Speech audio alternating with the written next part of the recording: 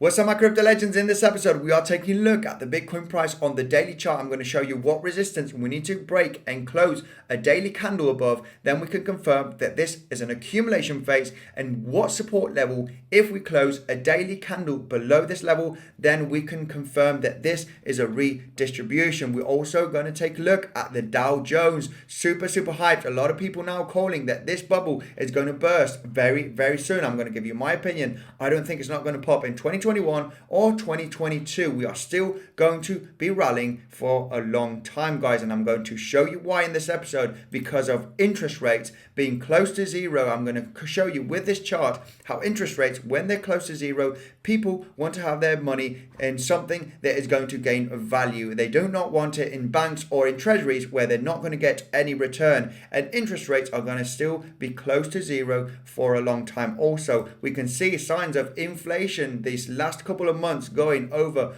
3% in the last 3 months. So guys, we'll be taking a look at the DXY also. I'm going to give you my opinion and the chart. If you are interested in trading, make sure to check out my favorite day trading platform, PrimeXbt. If you use my link in the description and Bitcoinsensus 50 as the promotion code, you're getting 50% in addition of what you deposit. Okay, guys? And if you're interested in swing trading, my favorite swing trading platform because of the fees is Bybit. If you use my link in the description, you're getting $1,610 of bonus depending on what you're going to deposit. Said this, guys, let's go straight into the video.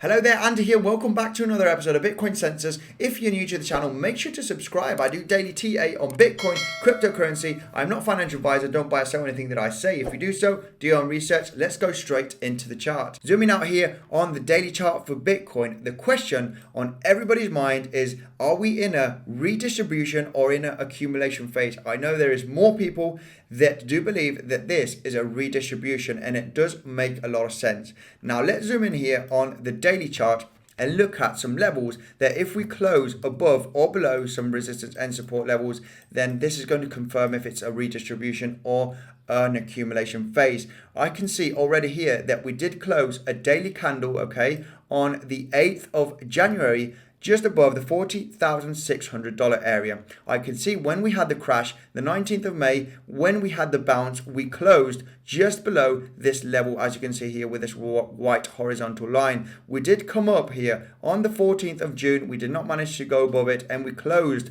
below it, as you can see here on the chart. So the $40,600 range, okay, plus minus 100, it can't be exact, is a very critical resistance. I do believe if we do close a daily candle above this level, potentially going to the $42,000, $43,000 range, and then this is going to be retested as a very heavy support level, okay, as you can see on the chart, okay. This daily close just above the $40,600 range. This would confirm that this has been an accumulation phase, and we've got above this major resistance point, and we are going to continue to the upside.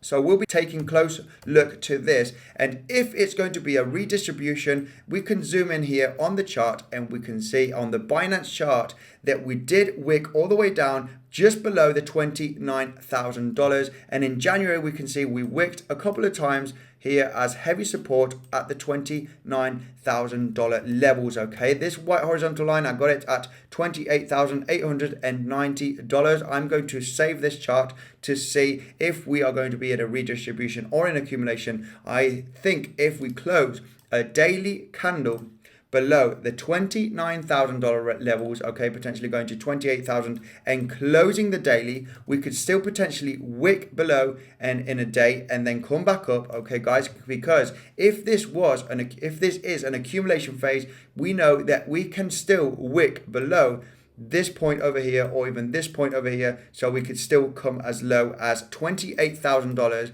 have a massive wick and come back up and close still below the $29,000 area on a daily chart, and then continue to the upside. This would still be an accumulation phase. This could still happen, okay? And this is actually the scenario that I am waiting for. I am waiting for another major dip, okay? And then come straight back up. This is what happens in an accumulation phase They want to trick you. They want to make you think that we are breaking certain levels and we are going to come much lower. But this is just the last wick and then continue to the upside. This is my take. This is what I think about Bitcoin and that we are in an accumulation phase. But you can believe whatever you want. This is only my opinion. So if we close a daily candle below the 29,000, potentially at 28 or $27,000, then this is going to confirm that we are going to come much lower, such as $24,000 easily. Okay, guys, this is my take on the daily chart and what I think about the accumulation and distribution phase on Bitcoin. Let's take a look at the Dow Jones, because the Dow Jones is very important because there is some correlation in between Bitcoin, the Dow Jones, and the traditional stock markets. So I want to show you this chart over here. This crash right over here is from late 2007 all the way till mid 2009. Okay, right over here we can see the virus crash. Okay, this was in late February all the way till late March. Okay, potentially beginning of April. So I want to show you these two crashes, okay, with this chart over here. This is interest rates. Interest rates close to zero, okay, from the start of the crisis of 2008, we can see we went from 5% late 2007 all the way close to 0%, okay, in in the beginning of 2009. So if we take a look at the Dow Jones here, from late 2007, when the crash started, we went all the way down here, bottoming out, okay, in the beginning of 2009, in February of 2009, okay, and interest rates stayed close to zero all the way from 2009 till 2016. And we can see that the Dow Jones had a massive rally, okay, all the way to 2016. We did have a little dip around over here, creating a double bottom, and we still rallied here on the Dow Jones. But so what you can see here, when interest rates are close to zero, crash to zero, people do not want to have their money in banks or treasuries because they're not going to get any return. They want to get it into stocks, gold, or Bitcoin, or whatever they think is going to gain value in the future. So when we recovered in 2017, 2018, 2019, then when we had the virus crash in late February, March, we went from 1.5 of interest rates all the way down to close to zero. Okay, so we've been here now for several months and it's not going up anytime soon. And I have seen that the Federal Reserve is saying that interest rates will go back up in 2023. Also, inflation is going to go back to 2%. And no, guys, I do think that we are going to be around 0% for a couple of years. It's not going to go up anytime soon. If we take all the years here in interest rates, we can see it does take more, it is harder to get interest rates up because the economy takes longer and it's harder to recover. We can also see inflation rate, okay, going, from 1.4 in January of 2021 all the way to 5%, okay? In just 4 or 5 months, we've gone over 3%, almost 4% in inflation, and this might go a little bit higher. And he's saying by 2023, it might adjust to 2%. It might, is only promising, okay, that it will correct to those levels. And this, I do not think is going to happen by 2023. So going back to the interest rates charts, if we see the last 20 years, we've gone, okay, we've had a massive rally in 2009, okay, when interest rates went to zero. This was the actual bottom for the Dow Jones. And now we can see when we had the virus crash, if we zoom in here, the bottom was in March, okay, mid-March. And if we take a look at the interest rate chart, this started in March, okay. The end of March, we went to zero in interest rates. And we can see here on the Dow Jones, this was the actual bottom. So if interest rates are going to be close to zero for still a couple of years, I do not see a severe crash, because when crash happens is because a lot of people are getting their dollars out of the stocks. And this means if they do take the dollars out of stocks, why would they do it when inflation is going up like crazy and also interest rates are close to zero? It doesn't make any sense at all. So I do not see this happening anytime soon. The economy needs to recover slowly and consistently, and this is not going to happen this year or next year. It might be in 2023, 2024, where we might see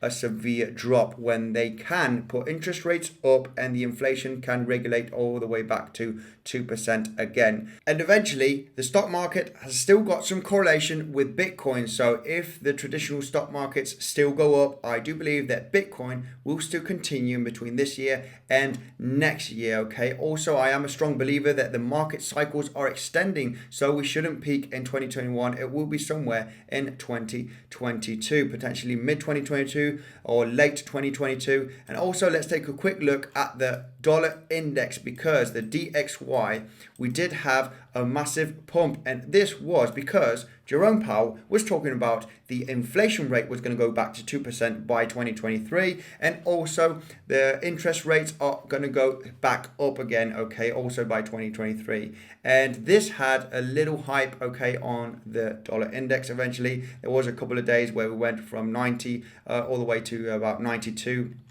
on the dollar index. Well, I can see though that we're having massive bearish hidden divergence where the RSI is making higher highs, okay, and the price is making lower highs. And this is a strong indication that the trend is going to continue and the trend is going down, especially seeing the interest rates going down and the inflation up as 5%. I do believe that the percentage is going to still continue up. So I do think that we will eventually in the next coming months see some signs of the dollar coming back down. Okay, we'll be checking this out in the next coming months. Something to note, on Twitter we got this guy over here, Michael Burry, very well known to predict the 2008 crash. Okay, he is saying that we are creating a bubble of everything. It is a massive bubble that will pop eventually. He's not saying any date though. Everybody thinks that this is going to happen anytime soon, but this bubble might extend, okay,